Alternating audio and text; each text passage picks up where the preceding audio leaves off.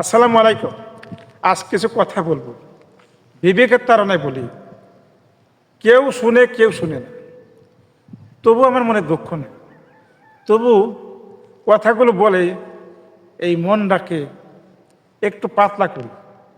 আর মনের ভিতরে অনেক কষ্ট লুকিয়ে থাকে, সেগুলো প্রকাশ না করলে মনের ভিতরটা অনেক যন্ত্রণা দেয়। সেই জন্য প্রকাশ করি। কেউ শুনবে না আমি জানি, তারপরে বলবো। আল্লাহ পাক আমাদেরকে দুনিয়া পাঠাইছে ভালো কাজ করার জন্য, মানুষকে অত্যাচার করার জন্য, নির্যাতন করার জন্য। আল্লাহ পাক বিচার করার জন্য মানুষকে দায়িত্ব দিচ্ছে, কিন্তু যে অপরাধী তার বিচার করার দায়িত্ব দিচ্ছে।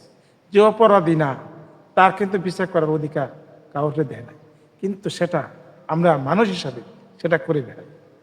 যেরকম বাংলাদেশে দেখেন কি একটা পরিস্থিতি, অপরাধ করে ছেলে তার বাপ মায়ের ধরে নেয়, তার বাপ মাকে এর মধ্যে জড়িত।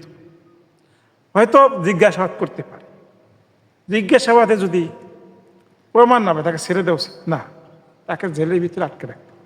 এটা মানবাধিকার লঙ্ঘন, এটা আল্লাহ পাক পছন্দ করে না। এই দেশটা বাংলাদেশটা কিভাবে একটা পরিস্থিতি তৈরি হয়েছে, কে যে ভালো মানুষ কে যে খারাপ মানুষ বোঝা বড় কষ্ট হয়ে গেছে। আমরা বুঝতে পারি না কে ভালো মানুষ কে খারাপ মানুষ, সবারই একই রকম ব্যাপার। তাই আমি আল্লাহ পাকের কাছে একটু বিচার দেওয়া রাখি, হে আল্লাহ পাক, তুমি জানো কে ভালো মানুষ, তার উপরে যেন আল্লাহ পাক দায়িত্বটা দেয়। সেই দায়িত্ব দিয়ে এলে এই দেশটাকে সে যেন একটু রক্ষা করে সাধারণ মানুষকে। কারণ সাধারণ মানুষকে রক্ষা করার মতো একমাত্র আল্লাহ পাক ছাড়া আমাদের বাংলাদেশ আর কি।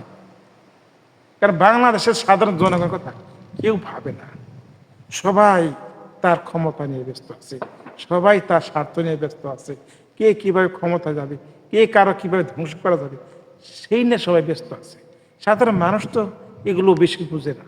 সাধারণ মানুষ খেটে কাজ করে উপার্জন করে, টাকা উপার্জন করে তার ছেলে সন্তানের সুখে শান্তিতে বাঁচতে চায়। এটাই জনগণের প্রত্যাশা।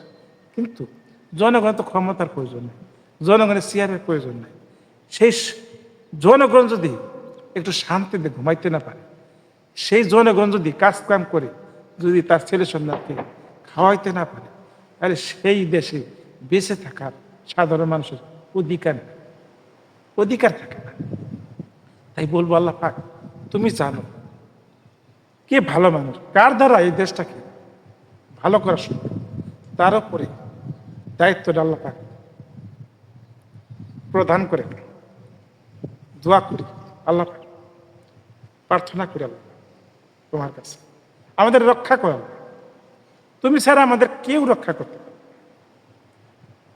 কারণ মানুষের উচিলে একটা দেশ, একটা সমাজ সুন্দর, সেই মানুষটা খুঁজে দায়িত্ব প্রদান করে যেন আমরা সাধারণ মানুষ হিসাবে বেঁচে থাকতে পারি। যে কদিনে বেঁচে থাকে দুনিয়া, যে কদিন আমাদের দুনিয়া রাখেন, আমরা যেন শান্তিতে থাকতে পারি আর শান্তিতে মরতে পারি। এই দোয়া প্রার্থনা করি। যদি কথার মধ্যে অনেক ভুল হতে পারে, উচ্চারণও ভুল হতে পারে, সবাই ক্ষমা দৃষ্টিতে দেখবেন আর আমার জন্য দোয়া করবেন। আপনারা